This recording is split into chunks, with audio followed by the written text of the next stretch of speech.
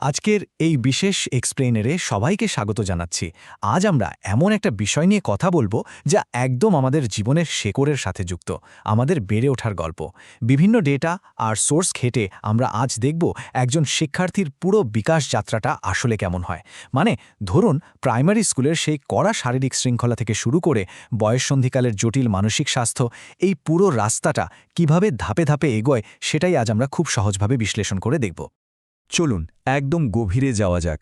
একবার ভাবুন তো, ছোটবেলার সেই দৌড়ঝাঁপ আর বড়বেলার মানসিক শান্তি, এ দুটোর মধ্যে কি আদৌ কোনো কানেকশন আছে? বাইরে থেকে দেখলে মনে হতে পারে শারীরিক শিক্ষা আর মানসিক স্বাস্থ্য তো পুরোপুরি আলাদা দুটো জিনিস, তাই না? কিন্তু গবেষণার পাতা উল্টালে দেখা যায় গল্পটা একটু অন্যরকম। এরা আসলে একই সুতোয় গাঁথা। আমরা ধাপে ধাপে দেখব কিভাবে শরীরের ফিটনেসের সাথে মনের সুস্থতার এই দারুণ একটা মেলবন্ধন তৈরি হয়।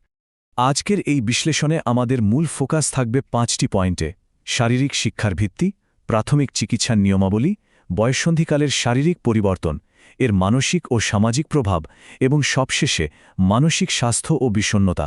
তো চলুন শুরু করা যাক। প্রথম অধ্যায়, শারীরিক শিক্ষার ভিত্তি। প্রথম শ্রেণীর জাতীয় শিক্ষাক্রমের নির্দেশিকাগুলো ঘাটলে দেখা যায় একদম ছোটবেলা থেকেই শিশুদের মধ্যে কিভাবে শৃঙ্খলা আর স্বাস্থ্যের বীজ বুনে দেওয়া হয়। আর এই চিত্রটা কিন্তু দারুণভাবে সেই বিষয়টাই তুলে ধরছে। প্রতিদিন সকালে ক্লাস শুরুর আগে যে প্রাত্যহিক সমাবেশ বা অ্যাসেম্বলি হয়, সেটা শুধু কিছু নিয়মের সমষ্টি নয়।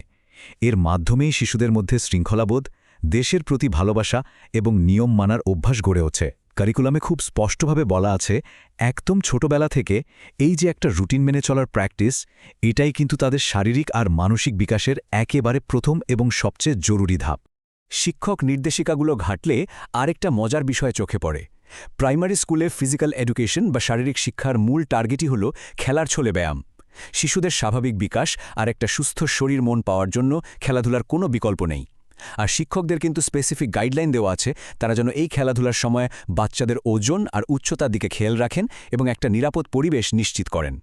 এর পাশাপাশি বয়স বাড়ার সাথে সাথে পরিষ্কার পরিচ্ছন্নতা আর ব্যালেন্স ডায়েট বা সুষম খাবারের গুরুত্বটাও কিন্তু খুব যত্ন করে শেখানোর কথা বলা হয়েছে।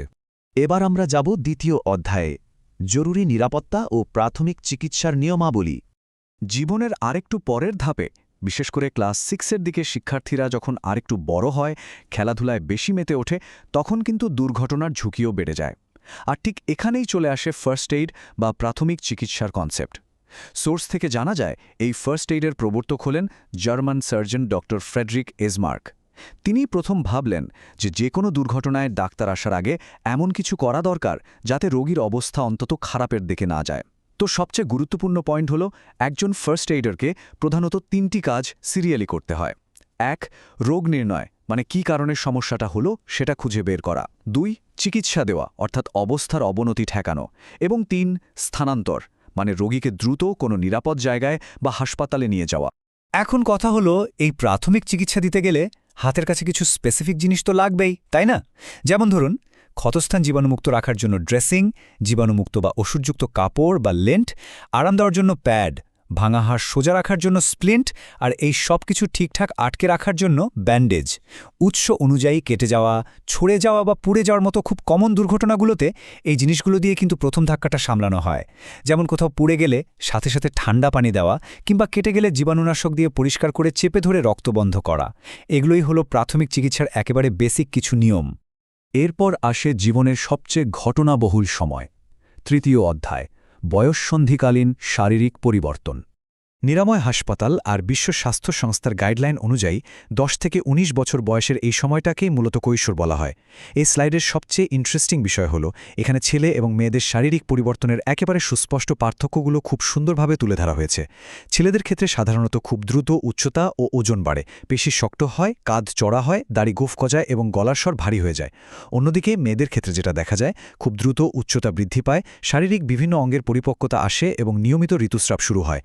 ছেলে এবং মেয়েদের এই সম্পূর্ণ পরিবর্তনগুলো কিন্তু একদমই প্রাকৃতিক এবং স্বাভাবিক জৈবিক গঠনের একটা অংশ। শুধু কি শরীরের পরিবর্তন? একদমই না।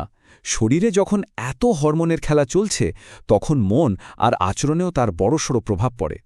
আচরণগত দিক থেকে দেখলে দেখা যায় কিশোর কিশোরীরা এই সময় নিজেদের মতামতটাকে খুব জোরালোভাবে প্রতিষ্ঠা করতে চায়।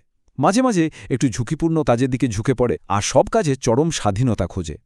অন্যদিকে সামাজিক পরিবর্তনের ক্ষেত্রে তারা পরিবারের চেয়ে বন্ধুদের সাথেই বেশি সময় কাটাতে পছন্দ করে। আবার কখনো কখনো দেখবেন তারা একদম একা থাকতেই বেশি স্বাচ্ছন্দ্য বোধ করছে। নিজেদের একটা আলাদা আইডেন্টিটি বা পরিচয় তৈরির এই যে তীব্র আকাঙ্ক্ষা, বয়ঃসন্ধিকালে এটা কিন্তু খুব সাধারণ একটা মনস্তাত্ত্বিক ব্যাপার। চতুর্থ অধ্যায় মানসিক স্বাস্থ্য এবং বিষণ্ণতা। কৈশোরের এই পরিবর্তনের সাথে জীবনের আরেকটা খুব জটিল আর সেন্সিটিভ ধাপ জড়িয়ে আছে, আর সেটা হলো মানসিক স্বাস্থ্য এবং অবসাদ। নবম শ্রেণীর স্বাস্থ্যবিজ্ঞান পাঠ্যক্রমে এই মানসিক অবসাদ নিয়ে কিন্তু বেশ বিস্তারিত আলোচনা আছে। চলুন আরাফ নামের এক শিক্ষার্থীর কেস স্টাডি দিয়ে এই পুরো বিষয়টা একটু পরিষ্কার করা যাক। করোনা মহামারীর সময় আরাফ লম্বা একটা সময় ধরে ঘরে বন্দী ছিল। কোনো বন্ধুবান্ধব বা আত্মীয়স্বজনের আসা যাওয়া ছিল না। এই চরম একাকিত্ব আর অনলাইন ক্লাসের সুবাদে মায়ের মোবাইলটা হাতের কাছে পেয়ে সে প্রচুর সময় গেমিংয়ে কাটাতে শুরু করে। রেজাল্ট কি হলো? তার মেজাজ সবসময় খিটখিটে থাকতে শুরু করল, আর সে প্রায় অসুস্থ বোধ করতে লাগল। এই নির্দিষ্ট ঘটনাটা আমাদের খুব পরিষ্কারভাবে দেখায় যে কিভাবে আধুনিক প্রযুক্তি আর একাকিত্ব মিলে একটা ডিজিটাল অবসাদ তৈরি করে, যা একজন শিক্ষার্থীর মানসিক অবস্থাকে রীতিমতো বিধ্বস্ত করে দিতে পারে। চলুন এবার সামনের দিকে যাই এবং দেখি কিভাবে এই পরিস্থিতি মোকাবেলা করা যায়। এই ধরনের জটিল অবস্থায় পরিবার আর শিক্ষকদের সাপোর্ট দেওয়াটা কিন্তু সবচেয়ে বেশি জরুরি। নিরাময় হাসপাতালের গাইডলাইনে খুব স্পষ্টভাবে বলা হয়েছে এই সময়ে কিশোর কিশোরীদের মানসিক পরিবর্তনের ব্যাপারে অভিভাবকদের অনেক বেশি সচেতন হতে হবে। তাদের মতামতের সম্মান দিতে হবে, যাতে তারা রেগে গিয়ে বা ইমোশনাল হয়ে কোনো ভুল সিদ্ধান্ত না নিয়ে বসে। আর যেহেতু এই সময়ে শরীর খুব দ্রুত বাড়ে, তাই প্রচুর পুষ্টি আর সুষম খাবার নিশ্চিত করাটাও মাস্ট।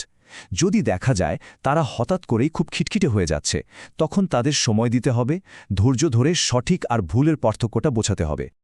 আজকের এই এক্সপ্লেনারের একেবারে শেষ পর্যায়ে চলে এসেছি আমরা। শেষ করার আগে একটা খুব পাওয়ারফুল চিন্তার খোরাক রেখে যেতে চাই। প্রথম শ্রেণীর একটা বাচ্চার সেই সকালবেলার অ্যাসেম্বলি শৃঙ্খলা থেকে শুরু করে বয়ঃসন্ধিকালে শারীরিক পরিবর্তন আর এই ডিজিটাল যুগের মানসিক অবসাদ, সব কিছুই কিন্তু একটা সুতোর বাঁধনে আটকানো।